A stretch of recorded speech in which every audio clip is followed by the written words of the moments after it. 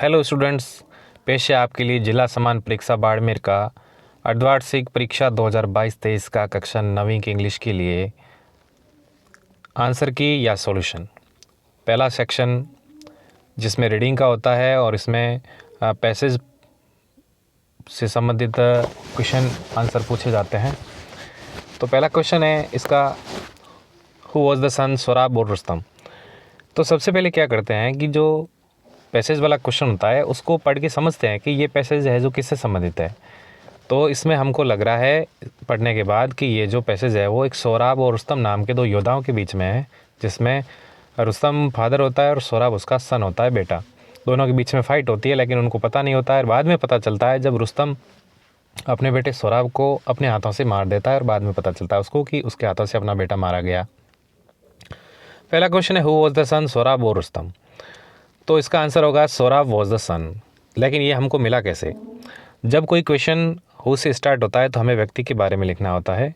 तो ये यहाँ से मिला। देखिए कि इस क्वेश्चन में ये पूछा गया है कि इसमें बेटा कौन है, सोराब है फिर रुस्तम है। तो इसमें सिर्फ दो योद्धाओं की बात हो रही है। तो यहाँ पे देखिए, Sohrab said to the old warrior. तो इसमें ओल्ड वॉरियर हुआ रुस्तम, तो सोराब उसका बेटा हुआ। सेकंड क्वेश्चन है, व्हाट पजल्ड सोराब। सोराब को किस बात ने उलझन में डाल दिया? तो सोराब को उसके डियर फादर के नेम ने उलझन में डाल दिया और उसके हाथों से सारे जो वेपन्स थे वो नीचे गिर पड़े। Dear name of his father puzzled Sohrab, ऐसे लिखना है। तीसरा क्वेश्चन है, who would take revenge upon Rustum. Rustum से बदला कौन लेगा? तो इसका मतलब है यहाँ मिलेगा आपको answer, Sohrab's father would take revenge upon Sohrab. ये हमने कहाँ से ढूंढा? देखिए,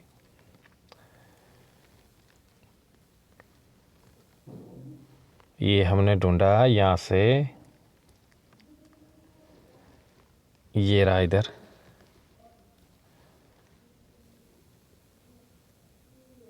ये क्योंकि उस टाइम पता नहीं होता है उसको, उसके हाथों से, सोराब के हाथों से जो ढाल और भाला होता है नीचे गिर पड़ता है, लेकिन उसको वो देखता है कि उसके सामने वाला योद्धा है जो उसके ऊपर प्रहार किए जा रहा है। तो वो कह रहा होता है कि मैं तो मर जाऊंगा लेकिन मेरे फादर रुस्तम है वो तुमसे बदला लेंगे। लेकिन वो उसको ये पता नहीं होता कि उसके सामने उसके फादर है जो रुस्तम खड़े होते हैं। Next question, what did Sohrab say to the old warrior. Sohrab ने ओल्ड वॉरियर से क्या कहा? तो सोराब ने ओल्ड वॉरियर से कहा था,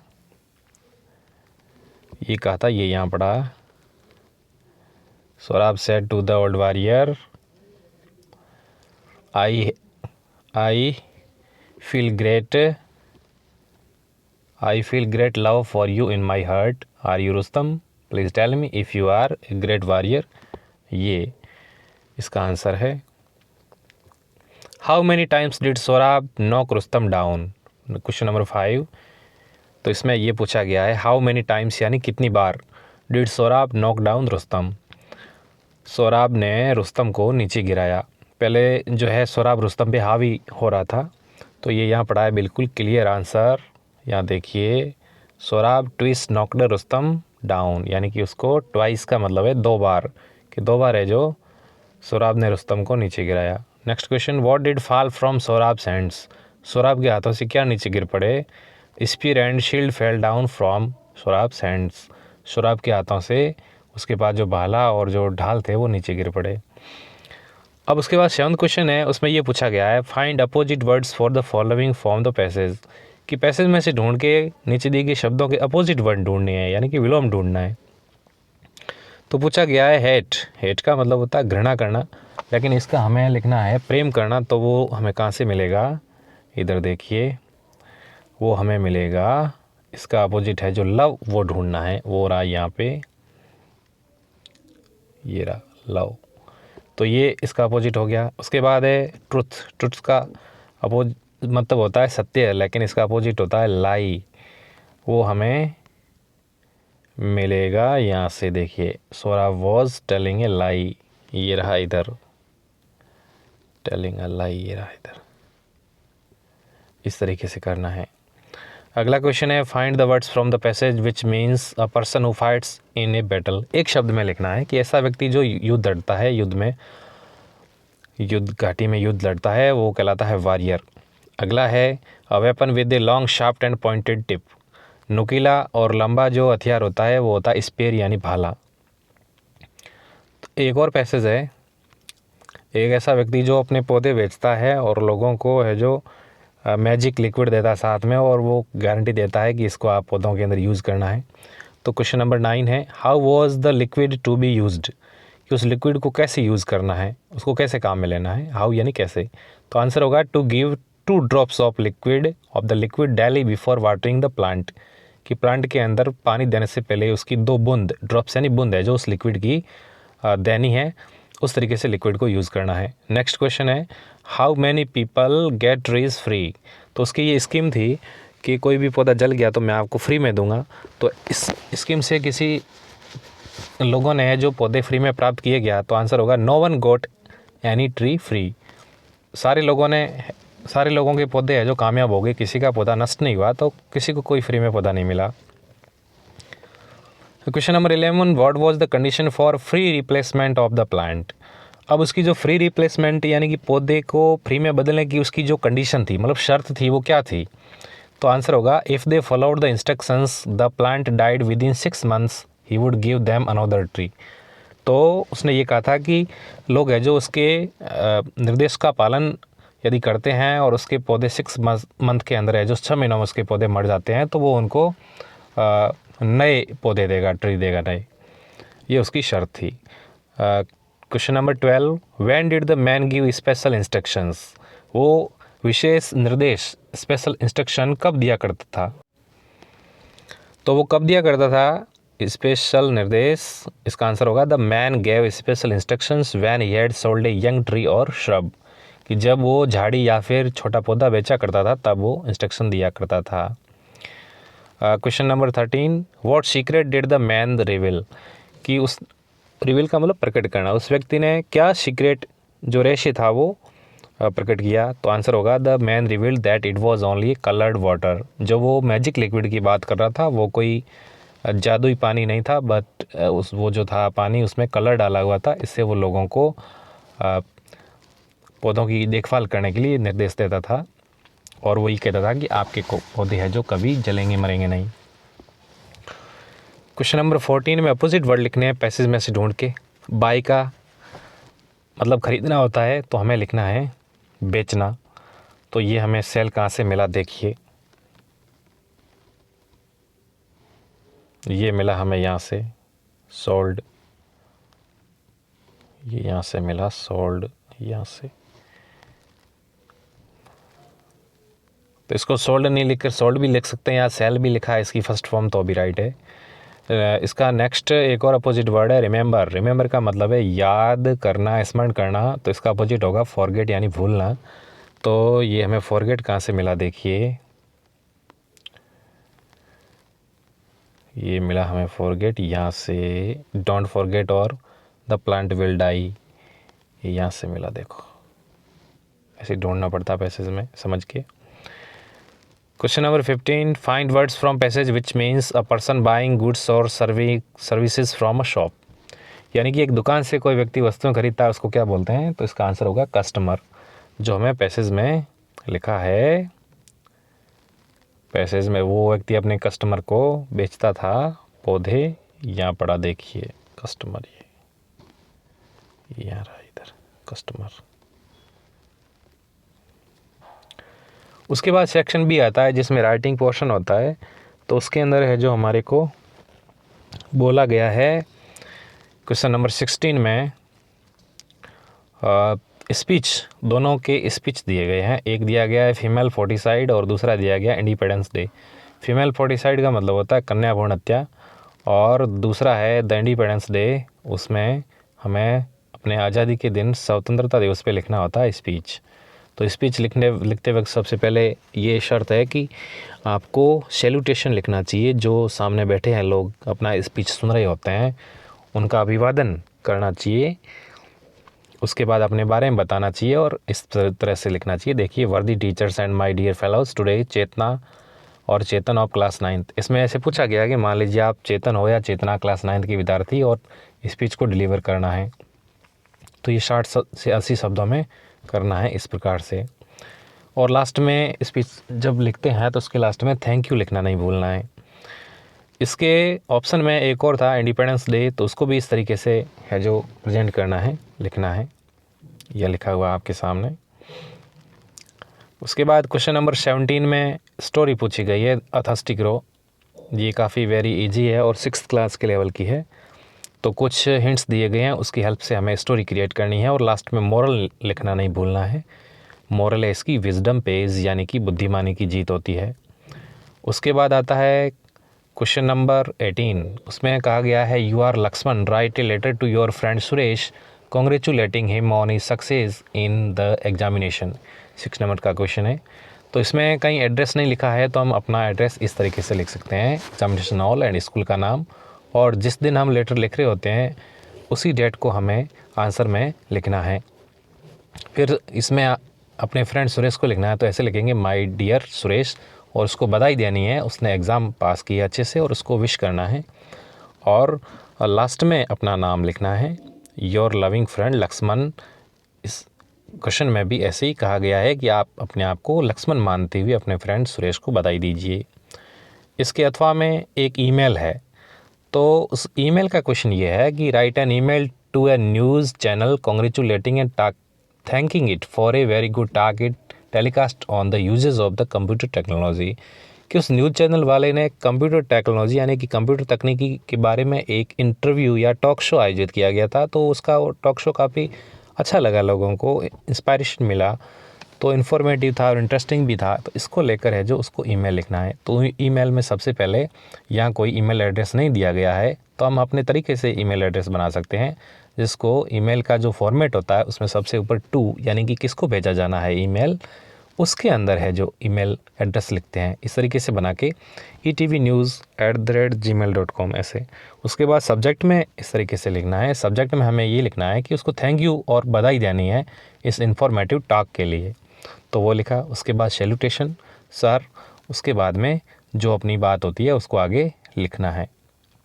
और लास्ट में किसी को लेटर लिखते हैं वैसे लिखना है योर्स फेथफुली। यहाँ पे अपना कोई नाम नहीं दिया गया है, तो हम योर्स फेथफुली लिखकर रोल नंबर लिख सकते हैं। उसके बाद हमारा आता है आगे ग्रामर का पोर्शन, क्वेश्चन नंबर 19। इसमें लिखना है choose the correct form of the verb, यानी कि इसमें टेंस के क्वेश्चन आंसर जो है लिखने हैं। तो इसमें पहला क्वेश्चन है the sun set in the waste.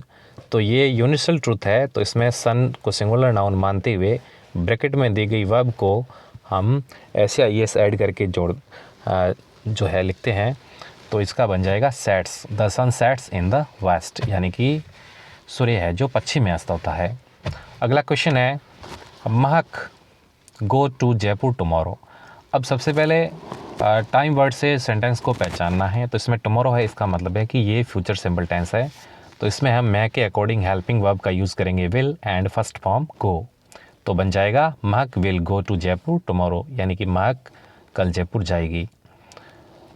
Next, इसका जो नेक्स्ट है she let's hope we meet again, यानी कि आशा करते हुए दोबारा मिलने की जो बात कही गई है, तो ये दोबारा आगे फ्यूचर में होगा, यानी कि ये भी फ्यूचर सिंपल का होगा। तो वी के अकॉर्डिंग हेल्पिंग वर्ब आएगी शैल, और उसके बाद फर्स्ट फॉर्म आएगी मीट, तो ये इस प्रकार से बन जाएगा let's hope we shall meet again. Question number 20। इसमें करेक्ट वर्ब भरनी है। ये टॉपिक है हमारा सब्जेक्ट वर्ब कॉन्कर्ड, यानी कि सब्जेक्ट वर्ब एग्रीमेंट से। तो इसमें जो है 2 ऑप्शन दे रखे हैं, उसमें से एक चूज़ करना है अकॉर्डिंग टू रूल्स। पहला इसमें क्वेश्चन है 5000 रुपीज़ हैवी अमाउंट। तो इसमें ये इस प्रकार से होगा, ये इसमें थोड़ी मिस्टेक है, यहाँ पे मिस्टेक है, इसको ऐसे लिखना था, इसको ये इस प्रकार से होगा। ये देखिए ये ऐसे होगा 5000 रुपीज़ अमाउंट होगी। उसके बाद इज लगेगा यहाँ पे, क्योंकि 5000 की अमाउंट एक रकम होती है, तो उसके लिए इज आएगा, आर नहीं। 2/3 of the work has been completed. 2/3 of the work, कि ये काम का एक हिस्सा है, तो इस कारण से इसके साथ सिंगुलर ये जो है हेल्पिंग वर्ब आएगी, हैज़ बीन। नेक्स्ट है the jury divided in their opinion. अब जूरी डिसीज़न है जो देती है, जूरी होता है जजों का समूह, तो जज एक समूह के अंदर 2 जज होते हैं या 3 होते हैं, पैनल होता है, उसके हिसाब से जो वो सेम डिसीजन देते हैं तो वहाँ पे तो सिंगुलर वर्ब होगी, लेकिन वो डिवाइड यहाँ पे डिवाइड हो गया, यानी कि उन्होंने अपनी जो ओपिनियन थी, अपने विचार थे, वो बांट दिए, इस कारण से उनके सबके अलग अलग विचार हो गए, इस हिसाब से यहाँ पे होगा verb. Question number 21, the county inspector gave मार्गी एप्पल। ये डिटर्मिनर का यूज़ करना है आर्टिकल के रूप में, तो एप्पल से पहले आएगा एन। नेक्स्ट है the new instrument was named shehnai. तो म्यूजिकल इंस्ट्रूमेंट होते हैं, उससे पहले आर्टिकल द लगता है। उसके बाद क्वेश्चन नंबर 22 है, choose correct preposition form given in brackets. Preposition का यूज़ करना है, they turned back to the page before, so without waiting for an answer he moved on, इस तरीके से। उसके बाद सेक्शन डी आता है, एक और पैसेज है जो अपने टेक्स्ट बुक में से है, इसमें जो स्नैक एंड मिरर जो लेसन है बिहाइव टेक्स्ट बुक, उसमें से क्वेश्चन दे रखा है, तो ये पैसेज दिए गए हैं। उसके बाद पैसेज को हम पढ़ते हैं तो हमें पता चलता है कि एक जो डॉक्टर होता है उसके साथ वो स्नैक वाली जो वारदात हो जाती है। तो क्वेश्चन है, where did the snake coil, coil का मतलब कुंडली बनाना, लपेटना, तो स्नैक ने, सांप ने कहाँ पे कुंडली बनाई थी, कौन सी जगह पे, तो इसका आंसर होगा the snake coiled around his left arm above the elbow, यानी कि सांप ने कुंडली जो बनाई थी, लपेटा था अपने आप को, वो उस डॉक्टर की बाईं भुजा के ऊपर, और वह जो थी एल्बो थी, खोनी, उसके ऊपर वाले हिस्से में उसने कुंडली बनाई थी। बी वाला क्वेश्चन है इसमें, how much far was the snacks hood, hood का मतलब है फन, कि सांप का जो फन था वो कितना दूर था उसके डॉक्टर से, तो इसका आंसर है the snacks hood was hardly 3 और 4 इंचेस फ्रॉम हिज फेस, उसके चेहरे से 3 और 4 इंच दूर था मुश्किल से। अब ये जो सी क्वेश्चन है ये इंपॉर्टेंट है, इसको कैसे समझना है कि I didn't jump to whom does I here refer to, यहाँ पे जो आई वर्ड है वो किसके लिए यूज़ किया है, तो आई वर्ड को बहुत अच्छे तरीके से समझ के लिखना है कि ये जो पूरी स्टोरी है वो डॉक्टर अपने आप सुनाता है वहाँ के जो लोग होते हैं उन लोगों को, तो यहाँ पे जो आई वर्ड है वो डॉक्टर के लिए आया हुआ है, तो ऐसे लिखेंगे I here refers to doctor. एक और आगे आपके सामने पैसेज है, ये है बिस्मिल्लाह खान की शहनाई नहीं है, ये है रामेश्वरम की बात हो रही है, तो ये एपीजे अब्दुल कलाम से संबंधित है। तो इसमें क्वेश्चन है, what was declared by Gandhi ji, Gandhi ji ने क्या कहा, तो क्या डिक्लेयर किया, गांधी जी ने क्या घोषणा की, तो इसमें ये पढ़ा है, यहाँ अपने को देखने को मिलेगा, गांधी जी ने क्या घोषणा की, ये है India will build their own India declared Gandhi ji, ये गांधी जी ने घोषणा की थी कि भारतीय है जो अपना भारत खुद बनाएंगे। Which is Kalam's native district, अब कलाम का जो ज़िला कौन सा था, तो ये था Ramanathapuram. Find the word which means the feeling that future will be good, कि भविष्य अच्छा होगा, उस फीलिंग को क्या कहते हैं, ऑप्टिमिज्म कहते हैं, आशावादी। उसके बाद आपके सामने क्वेश्चन नंबर 5 में एक स्टेंजा दे रखा है, उसका हमें रेफरेंस कॉन्टेक्स्ट एक्सप्लेनेशन लिखना है, तो ये जो स्टेंजा है वो रेफरेंस में लिखा है हमने, W.B. येट्स की पोएम है द लेक आइजल ऑफ इनिस्प्री, उसमें से लिया गया है, फिर कॉन्टेक्स्ट लिखना है जो उसका मुख्य आइडिया होता है, उसके बाद एक्सप्लेनेशन लिखना है, व्याख्या। इसके ऑप्शन में एक और है पोएम का टुकड़ा जो कि कॉटेस किन्नी की poem rain on the roof से लिया गया है, इसमें इस तरीके से लिखना है आपको। उसके बाद क्वेश्चन नंबर 26 में 5 क्वेश्चन दे रखे हैं, 5 में से आपको कोई भी 3 क्वेश्चन अटैम्प्ट करने हैं। इसमें जो ए वाला क्वेश्चन है वही है, why did Margie's mother send for the county inspector. County inspector, ये कंट्री इंस्पेक्टर गलत छप गया। तो इसमें काउंटी इंस्पेक्टर को वो उसकी मदर क्यों बुलाती है? तो इसका आंसर होगा, Margie's mother sent for the county inspector because the mechanical teacher was not functioning efficiently. क्योंकि उसका जो मशीनी अध्यापक होता है, उसको पढ़ाने वाला, वो ठीक से काम नहीं करता है। It had been giving her test after test in geography and she had been doing words and words.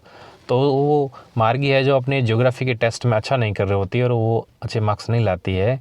इस कारण से काउंटी इंस्पेक्टर को बुलाया, गणना निरीक्षक को बुलाया मार्गी की मदर ने। सेकंड क्वेश्चन है, why did Bismillah Khan refuse to start a shehnai school in USA. कि बिस्मिल्लाह खान को उनके किसी स्टूडेंट ने कहा था कि आप है जो अमेरिका आ जाओ और यहाँ पे शहनाई सिखाने का स्कूल स्टार्ट कर दो, लेकिन बिस्मिल्लाह खान ने उसको मना कर दिया। क्यों? तो इसका आंसर होगा, he refuse to start a shehnai school in USA because he never wanted to leave India. क्योंकि इंडिया से उनको प्रेम था और इंडिया को छोड़ना नहीं चाहते थे। He loved India so much and he did not want to settle anywhere except India. यानी कि अपने भारत के अलावा वो कहीं किसी जगह पे सेटल होना जाना नहीं चाहते थे। That is why whenever he was in a foreign country he kept yearning to see Hindustan. कि वो इस कारण से था कि वो किसी भी फॉरेन कंट्री में होते थे, लेकिन अपने इंडिया को वो कभी नहीं भूल पाते थे। इंडिया के प्रति उनकी जो यर्निंग थी, यानी कि इच्छा थी, उनके मन में होती थी। Next question, in what ways did Kezia grandmother encourage her to get to know her father better. कि अपने फादर को बेटर तरीके से जानने के लिए केजिया की ग्रैंड मदर थी, वो क्या क्या किया करती थी? तो क्या किया करती थी? उसका आंसर होगा, Kezia grandmother encourage her to get to know her father better by sending her to the drawing room to talk to her parents on Sundays. तो संडे को अपने पेरेंट्स के पास में भेजी थी ताकि वो केजिया अपने पेरेंट्स से अच्छे से बातें कर सके, इस तरीके से। डी है question, why does the world remember Einstein as world citizen. कि दुनिया के नागरिक के रूप में आइंस्टाइन को दुनिया क्यों जानती है? तो इसका आंसर है, the world remembers Einstein as a world citizen because he believed in universal peace. क्योंकि वो पूरे जगत में, पूरे ब्रह्मांड पे पीस यानी शांति में विश्वास करते थे Einstein. When there was the rat race for becoming atomic power. क्योंकि दुनिया में उस टाइम द्वितीय विश्व युद्ध से पहले होड़ चल रही थी। He was worried about the after math of the bomb. तो चिंता थी आइंस्टाइन को कि लोग हैं जो बम का यूज़ करेंगे और विनाश करेंगे। He was really a world citizen who was concern with humanity. Humanity यानी मानवता, कि उनको मानवता के बारे में काफ़ी चिंता थी। इस कारण से वो वर्ल्ड सिटीज़न कहलाते थे और पूरी दुनिया में शांति स्थापना बनाए रखना चाहते थे। नेक्स्ट क्वेश्चन है, what types of childhood did Kalam have. Kalam का बचपन कैसा था? आंसर होगा, his father would avoid unnecessary comforts and luxuries. उसके फादर ने फालतू के जो कंफर्ट, आराम की चीज़ें थी, वो हटा दी थी। Despite that he gave Abdul Kalam and his siblings a materially and emotionally secured childhood. तो उनके सारे बच्चों ने है जो कैसा जीवन पाया था, बचपन पाया था, materially and emotionally secured childhood, यानी भौतिकवादी रूप से और संवेगात्मक रूप से काफ़ी उनका बचपन सुरक्षित था। Question number 27, what is the central idea of poem no man are foreign. कि इस no man are foreign poem का मुख्य विचार क्या है, मेन आइडिया क्या है? तो इसका मेन आइडिया ये है, central theme of the poem no man are foreign revolve around the brotherhood of all humankind. यानी कि मनुष्य जाति के सारे जो मानव जाति है वो भाईचारे से रहे। इसके ऑप्शन में क्वेश्चन है, what should we do to make friends with the wind. कि हमें हवा से कैसे मित्रता, पवन से कैसे मित्रता कर सकते हैं? तो इसका आंसर होगा, we should make sure that we are mentally and physically healthy. कि पहले तो हम खुद मानसिक रूप से, शारीरिक रूप से हेल्दी हो जाए, स्वस्थ हो जाए, उसके बाद उसके साथ मित्रता करने की सोचेंगे। उसके बाद क्वेश्चन नंबर 28 में आपको 5 में से 3 क्वेश्चन अटैम्प्ट करने हैं। उसमें लिखा गया है, पहला question A, what are the things the child sees on his way to the fair. कि बच्चा है जो द लॉस्ट चाइल्ड में से लिया गया है ये क्वेश्चन, कि बच्चा है जो मेले में जाता है और क्या क्या देखता है और लैग बिहाइंड क्यों होता है, वो पीछे क्यों रहता है। तो बच्चा ये टॉयज़, खिलौने देखता है, flowering mustard field, dragon flies देखता है, बटरफ्लाई देखता है, बहुत सारी चीज़ें देखता है और वो टॉय शॉप को देखता रह जाता है, फिर पीछे रह जाता है। ये क्वेश्चन लिखना है। Y does the author say Toto was not the sort of pet we could keep for long, कि टोटो इस तरीके का नहीं था कि जिसको हम लंबे टाइम तक रख सके, ऐसा जो ऑथर क्यों कहता है। तो इसका आंसर होगा Toto was not the sort of pet the author could keep for long, कि इस तरीके का जो पेट एनिमल नहीं था। This is because he frequently tore clothes, कि वो बार बार कपड़े फाड़ देता था, स्मैश डिशेज, बर्तन तोड़ देता, रॉब्ड फूड, खाने को लूट के खा जाता, made holes in curtains and wallpaper, में छेद कर देता, and acted rude with guest, जो उनके गेस्ट आते हैं उनके साथ वो अच्छा व्यवहार नहीं करता। तो इस कारण से सारे लोग परेशान हो गए थे और उन्होंने टोटो को अपने घर में नहीं रखने का फैसला किया था। सी में देखना, what does Mahendra think when he sees A cloudy form, एक ऐसा जो बादल जैसी आकृति देखी थी तो महेंद्र ने क्या सोचा। There he saw a dark cloudy form holding a bundle, Mahendra got so frightened, तो महेंद्र डर गया था, that he fell back on his pillow breathing heavily, और भारी सांस लेते हुए वो अपने पिल्लो के ऊपर नीचे गिर पड़ा। When he slowly recovered from this freight यानी डर से ठीक हुआ। ही thought rationally and convinced himself that the what he saw was just a trick played by his subconscious mind, कि उसके अर्ध चेतना वाले मन के ऊपर उसके जो रसोइये ने, ईश्वरन ने जो कहानी सुनाई थी, इसकी वजह से उसको भूत जैसा दिखने लगा बाहर। क्वेश्चन नंबर डी में, why is it decided to execute the disciple, अब ये जो है ये किंगडम ऑफ फूल्स में से लिया गया है और उसमें ये कहा गया है कि जो शिष्य था, डिसिपल था, उसको लास्ट में क्यों डिसाइड किया गया कि उसी को ही फांसी देनी है। तो इसका आंसर ये होगा कि rich man was too thin to be executed properly on the stake, कि फांसी के तख्ते पे जो धनी आदमी था वो काफ़ी पतला था, तो उन लोगों को एक मोटे ताजे व्यक्ति की तलाश थी। A fat man was needed for this, so the disciple was chosen to be executed, ताकि उस चेले का नंबर आ गया फांसी पे लटकाने के लिए। क्वेश्चन नंबर ई में, what happen to Behrman and why, Behrman को क्या हो गया था, लास्ट लीप में से लिया गया है। बेहरमन को क्या हो गया था और क्यों हो गया था। Behrman has died of pneumonia, उसकी निमोनिया से मृत्यु हो गई थी। उसने जेंसी की लाइफ बचाने के लिए उसने एक कलर से एक लीफ बनाई थी, उस कारण से वो पूरे रात भीगता रहा और उसकी जेंसी की विंडो से बाहर लीफ बना रहा था, इस कारण से उसे निमोनिया हो गया था और बाद में उसकी डेथ हो गई। क्वेश्चन नंबर 29 में लिखना है, draw a character sketch of the Happy Prince, Happy Prince के बारे में लिखना है। हैप्पी प्रिंस कैसा था।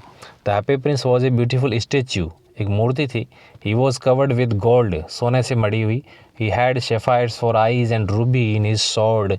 ही was kind hearted and selfless, उसकी सारी विशेषताएं हैं जो लिखनी है।